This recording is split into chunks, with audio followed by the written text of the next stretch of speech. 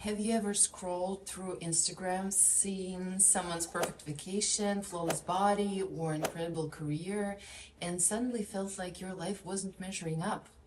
You were feeling fine just a moment ago, but now doubt creeps in. You start questioning yourself. Am I successful enough? Pretty enough? Smart enough? That right there is social comparison in action. We all do it. We compare ourselves to friends, influencers, colleagues, even strangers. And sometimes it pushes us to be better, but other times it makes us feel like we're falling behind. So, what exactly is social comparison? Why do we do it? And how can we make sure it doesn't steal our happiness? Let's break it down. So I'm Dr. Alyona Prihitka, and I'm an associate professor at Florida International University and also a licensed clinician. All opinions I express here are my own. So let's talk about social comparison. It's the habit of evaluating ourselves by looking at other people's lives, abilities, and achievements. Leon Festinger, psychologist, introduced this concept in 1954, explaining that we compare ourselves to others to assess our own worth, abilities, and progress. There are two main types of social comparison. So there's upward comparison, when we compare ourselves to people who seem better off, and this can be motivating, but it often leads to self-doubt and envy. And there's downward comparison, when we compare ourselves to people who seem worse off. This can make us feel grateful and confident, but it can also lead to false superiority. So why do we compare ourselves to other people? Social comparison isn't just a bad habit. It's built into our psychology. So here's why we do it. First of all, it's tied to survival and social belonging. Our ancestors had to compare themselves to others to determine their status in a group, ensuring they weren't falling behind. Another thing is self-evaluation. We use comparisons to understand where we stand in skills, attractiveness, and success. There's also societal pressure, and social media plays a huge role. So today we're constantly bombarded with curated highlights of other people's lives, making comparison more intense than ever. When I was a child, there was no social media, and clearly everyone felt much better about themselves. So imagine you get a promotion at work and feel great about it until you hear your friend just got a job with double the salary.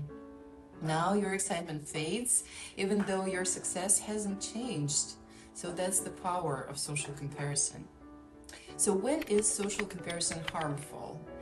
While social comparison can inspire growth, it often leads to low self-esteem. So when we constantly compare ourselves to better people, we sometimes feel inadequate. It can also lead to anxiety and depression. Social media fuels unrealistic comparisons, making people feel like their lives are never good enough. And another thing that we experience is imposter syndrome. So seeing successful people can make you feel like you don't deserve your own achievements. For example, studies show that people who spend more time on social media tend to experience higher levels of depression and anxiety, largely due to excessive social comparison. So how can we stop toxic social comparison from happening with us?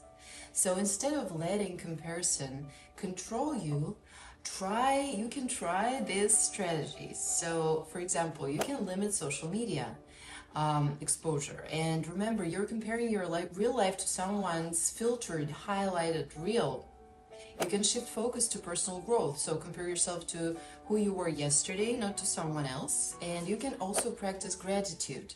Focus on what's great about your life rather than what others have. You can also curate your environment, surround yourself with people who uplift you rather than trigger insecurity.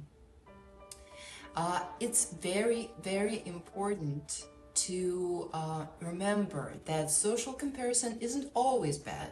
It can push us to improve, but it makes you feel like you're never enough. And if you feel this way, that you're never enough, it's time to take control over it. So the only person you should compare yourself to is the person you were yesterday, not someone else.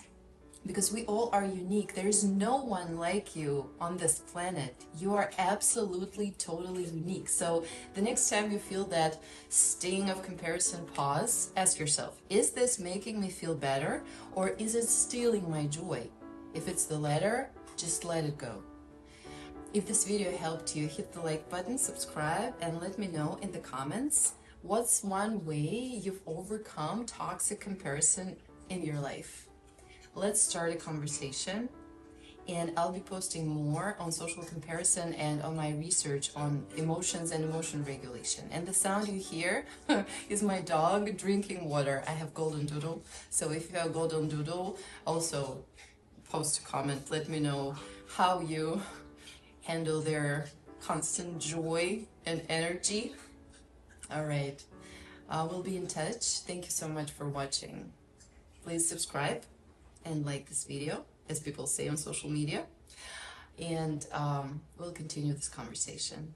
Have a great day.